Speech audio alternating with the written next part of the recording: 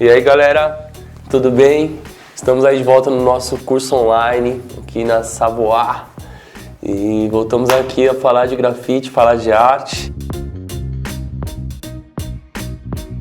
O grafite ele é subdividido em algumas linguagens, né? A primeira delas é o tag, né? Tag é a assinatura do artista. Então, né, ele vai espalhar para a rua, ele vai criar um domínio de técnica, de linguagem, de tipografia e originalidade para colocar sempre aquele tag ou aquele estilo na rua, né? Um grande nome que eu posso citar hoje é o Slicks, né? Rafael Slicks, ele usa dessa tipografia, da tag, dessa linguagem urbana, street, tanto para o seu trabalho na rua com tags, quanto para o seu trabalho de galeria.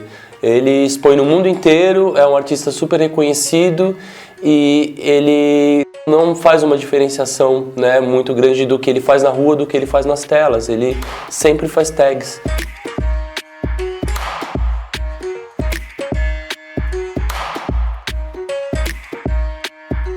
É uma linguagem que ele aprimorou e hoje ele usa como grafite subversão e como arte, inserido, né, no circuito da arte contemporânea mundial.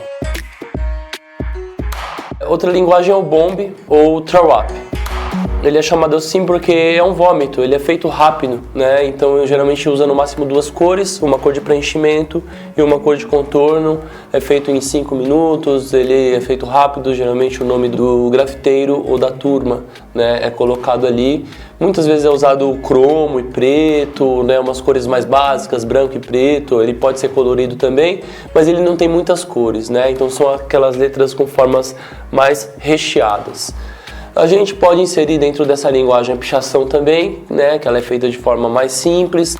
São letras em São Paulo mais retas, verticais, espaçadas. Quando a gente vai para o Rio de Janeiro, ela já é chamada de Sharpie, então ela já lembra mais as tags, ela já é mais rápida, embolada. Então as regras também mudam e o estilo de cada lugar. A gente tem também, dentro do grafite, o piece. O piece já é uma letra mais elaborada, feita com mais cores. Pode ser um desenho, pode ser uma letra. Elas já podem ter infinitas cores, mas é um pequeno espaço pintado. Destaco, né, alguns nomes como o Ícone, Nojon, o Evol, o Snack. São pessoas aqui de São Paulo que fazem pieces, né, muito bem.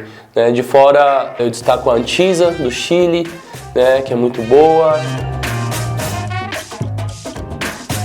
Na verdade, muita gente, é um grafite mais tradicional. A gente tem também o Wild Style, né, o estilo selvagem. Ela já é muito mais embolada, né? O piece ele já é mais claro, ele permeia entre o bomb e o Wild Style, né? O Wild Style ele já é muito trançado, né? Então a gente acaba conhecendo muito mais, identificando o artista pelo estilo do trançado de Wild Style dele, do que, né, de conseguir realmente ler o que ele está escrevendo, né? Eu destaco aqui em São Paulo o 2, que é conhecido mundialmente também com seus Wild Styles, muito respeitado, tem um estilo muito forte e reconhecível. Temos aqui também o BTS, que segue também essa linha. Como eu falei do Chile, falo novamente, lá tem muitos, né?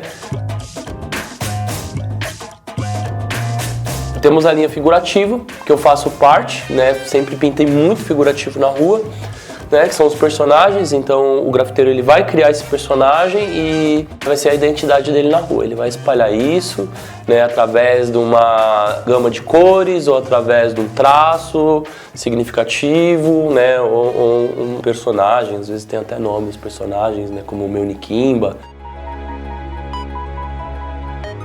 como o Binho, que desenha uma tartaruga e chama de Jorge, né, o Crânio com os Índios. cada um também com os seus estilos. A gente também no Brasil foi, vou dizer, o precursor assim, do movimento também de abstracionismo, né, do grafite psicodélico. Então tem um grande destaque para essa linguagem os artistas do Local Studio, né, principalmente o Boleta, o Rafael Highgraph, o Mazu Prozac, Milo Chais e o Ninguém Dorme.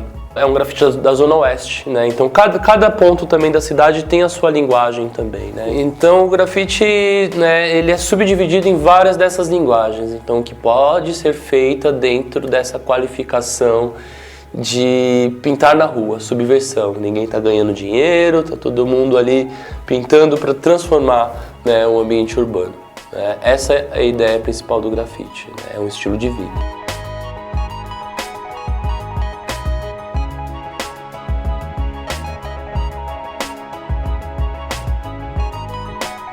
Eu sugiro a vocês fazerem um exercício de observação, até mesmo nas ruas, né? O que é um grafite, uma pichação, um bombe, um tag, né? É ir olhando pela cidade, né? Observar se o muro tá velhão ali do fundo e tem um grafite estralando ali, você percebe, vai perceber o tempo, até pela quantidade de cor, pelo traço, às vezes o traço é meio tremido, meio rápido, às vezes o traço é bem feitinho. Então você consegue observar se aquilo foi feito com autorização, sem autorização, se aquilo foi pago para ser feito, porque ele condiz com a linguagem do comércio, se aquilo foi feito num domingo ou à noite, porque está ali na porta de aço fechada, num lugar para alugar. Então a gente começa a entender a rua através da observação da cidade.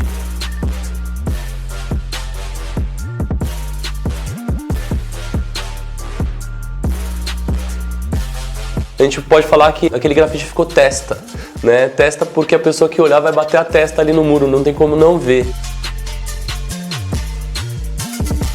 Você criar a sua identidade também. Primeira coisa que a gente vai fazer para preparar uma lata para um traço fino, quem se dedica, quem busca ser original, busca evoluções, busca cursos, busca referências, as consequências sobre um trabalho bem feito, um trabalho com dedicação, elas são inevitáveis. Suas características vão te tornar reconhecidos, vão fazer com que as pessoas queiram seus trabalhos nas casas delas.